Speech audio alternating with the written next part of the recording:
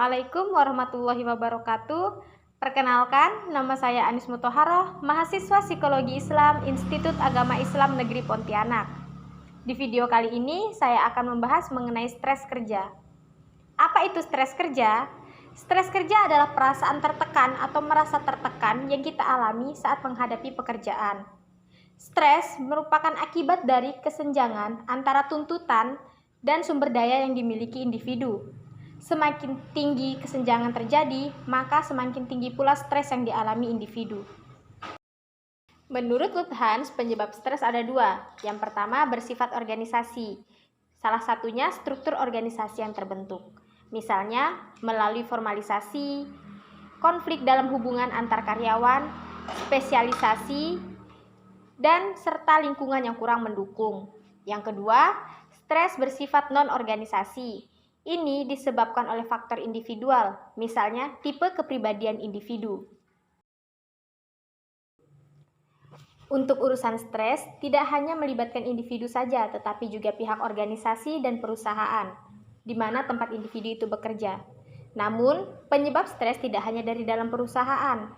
Bisa saja masalah rumah tangga yang terbawa ke pekerjaan ataupun masalah pekerjaan yang terbawa ke rumah juga dapat menjadi penyebab stres kerja. Hal inilah yang mengakibatkan dampak negatif bagi individu dan perusahaan. Pada dasarnya, stres dibagi menjadi dua, yaitu eustress dan distress. Yang pertama eustress. Eustress adalah respon terhadap stres yang bersifat baik, positif, dan konstruktif atau bersifat membangun. Emang ada ya stres yang bersifat positif? Tentu ada. Sebagai contoh, salah seorang pelatih timnas voli. Misalnya, mereka beberapa hari ke depan akan berhadapan dengan lawan yang kuat.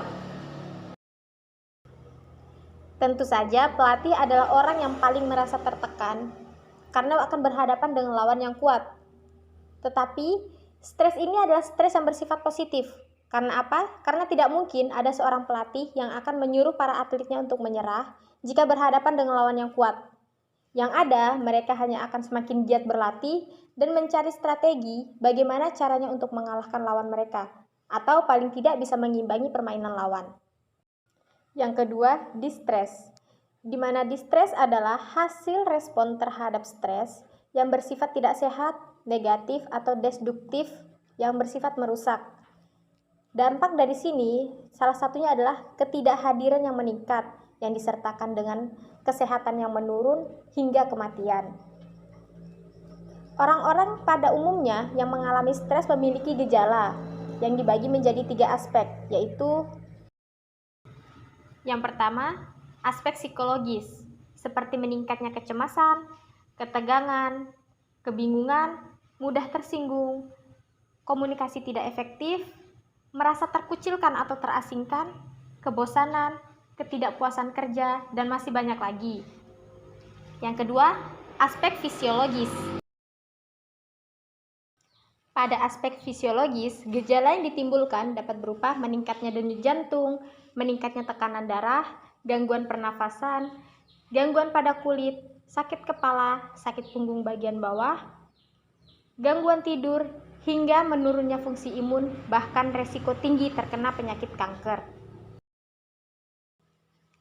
Yang ketiga, aspek perilaku. Gejala yang timbul pada aspek perilaku seperti suka menunda dan menghindari pekerjaan, absen dari pekerjaan, menurunnya produktivitas dan prestasi, seringnya menggunakan minum-minuman keras dan obat-obatan, perilaku sabotase dalam pekerjaan, dan lain-lain. Pada dasarnya, stres pasti memiliki sumber, dan sumber stres dibagi menjadi 3. Yang pertama, individu. Pada dasarnya, faktor yang terkait dalam hal ini muncul dari dalam kalangan keluarga, masalah ekonomi, karakteristik pribadi dari keturunan, hingga hubungan pribadi antar keluarga yang kurang baik akan menimbulkan akibat pada pekerjaan yang akan dilakukan. Karena akibat tersebut yang dapat terbawa dalam pekerjaan seseorang. Yang kedua, dari lingkungan. Dalam faktor lingkungan, terdapat 3 hal yang menimbulkan stres bagi karyawan, yaitu ekonomi, politik, dan teknologi. Perubahan yang sangat cepat karena adanya penyesuaian terhadap 3 hal tersebut membuat seseorang mengalami ancaman terkena stres. Dan yang ketiga, organisasi.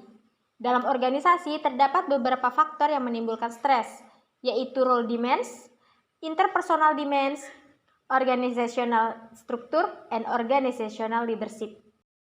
Di sini saya akan mereview sebuah jurnal, yaitu Jurnal Kesehatan Masyarakat, dengan judul Stres Kerja dengan Pemilihan Strategi Coping.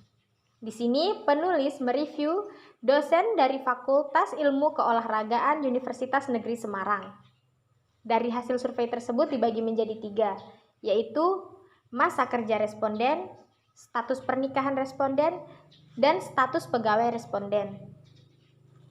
Responden yang bekerja kurang dari 10 tahun berjumlah 10 orang. Dengan responden yang bekerja dari 10 hingga 20 tahun berjumlah 18 orang, dan yang bekerja lebih dari 20 tahun berjumlah 2 orang. Dari ke-30 responden tersebut, 25 diantaranya sudah menikah dan 5 diantaranya belum menikah, dengan 28 orang berstatus sebagai PNS dan 2 orang lainnya berstatus sebagai CPNS. Berdasarkan jawaban kuesioner, 23 responden mempunyai tingkat stres sedang, 4 orang responden selebihnya mempunyai tingkat stres yang rendah, dan 3 responden lainnya mempunyai tingkat stres kerja yang tinggi. Dari hasil analisis penulis, tidak ada hubungannya antara problem focus coping ataupun emotion focus coping terhadap stres kerja. Hal ini sesuai dengan pendapat Ruther mengenai tidak ada satu metode pun yang dapat digunakan untuk semua situasi stres. Karena bagaimanapun, strategi coping paling efektif adalah strategi yang sesuai dengan jenis stres dan situasinya. Di mana dan kapan kita harus menggunakan problem focus coping ataupun emotion focus coping. Oleh karena itu, kita harus tetap waspada dan mengidentifikasi sedini mungkin gejala stres kerja yang dialami, sehingga tidak menjadi stres yang semakin berat dan menghambat kinerja. Saya Anis Muttoharoh, salam sehat mental. Sampai jumpa.